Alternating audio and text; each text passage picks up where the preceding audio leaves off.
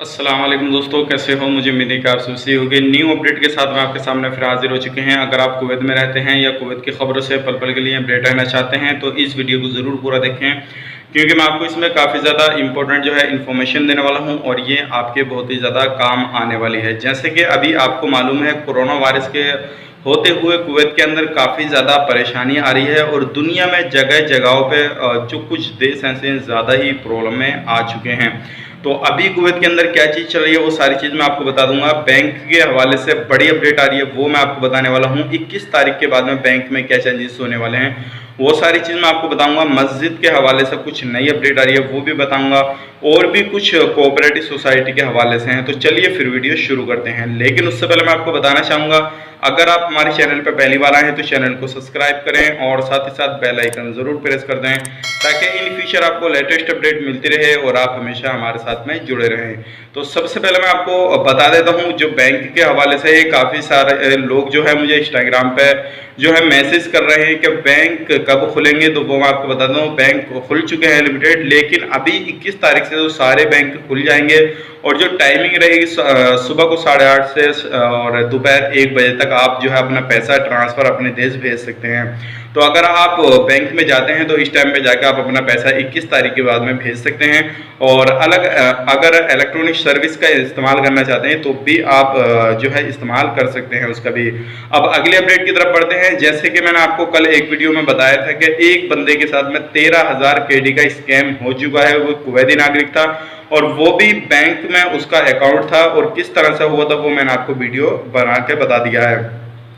लेकिन अब Kuwait government ने भी इसको बोल दिया है कि अगर आपके पास में किसी भी तरह का कोई भी इस तरह का मैसेज आता है या किसी भी तरह का फ़ोन वगैरह आता है तो आप अपनी पर्सनल डिटेल जो है किसी भी बंदे को इस तरह से शेयर ना करें। और बैंकों ने भी बोला है कि हम किसी भी बंदे से अपने मैसेज के थ्रू या वेबसाइट के थ्रू उसकी पर्सनल डिटेल हम उससे अपील नहीं करवाते हैं।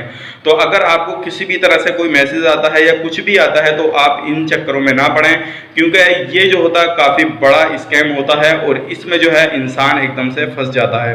तो बैंकों ने बिल्कुल मना कर दिया, गवर्नमेंट ने मना कर दिया। अगर आपको पूछताछ करनी है, किसी भी तरह की कोई भी क्वारी वगैरह करनी है, तो 21 तारीख से सारे बैंक जो है ओपन हो रहे हैं। तो आप जाके उनसे पूछताछ कर सकते हैं और किसी भी तरह की हेल्प चाहिए तो आप उनसे जाके कांटेक्ट कर सकते हैं। तो ये आपको जानना ज़रूरी था, क्योंकि बहुत सारे लोग जो है इस चीज़ को लेकर परेशान हैं कि उनके साथ में स्कैम हो रहा, धोखाधड़ी हो रही है। तो ये जो होता है एक स्कैम होता है, और आप जैसे अपनी डिटेल देते हैं तो सामने वाला आपका अकाउंट खाली कर देता है। अब बढ़ते हैं अगली अपडेट की तरफ। अगली अपडेट भी काफ़ी बड़ी है।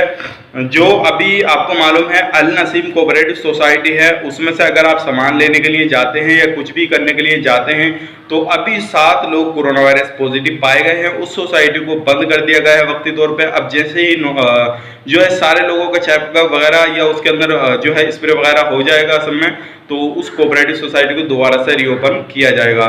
लेकिन अभी फिलहाली तौर पे वो बंद है। अगर आप उधर जाते हैं तो थोड़ा ख्याल रखिएगा और बेफजूल कहीं पे ना निकलिएगा, क्योंकि अभी लोगों को गिरफ्तार भी काफ़ी ज़्यादा किया जा रहा है, जो लोग बेफजूल बेमतलब बाहर घूमते हुए मिल रहे हैं तब। अब बढ़ते हैं अगली अपडेट की तरफ। मस्जिद के हवाले से अपडेट निकल कर आ रही है। अभी नई अपडेट ये आई है, मस्जिद में अभी आप नमाज जो है जुम्मे की अदा नहीं कर पाएंगे।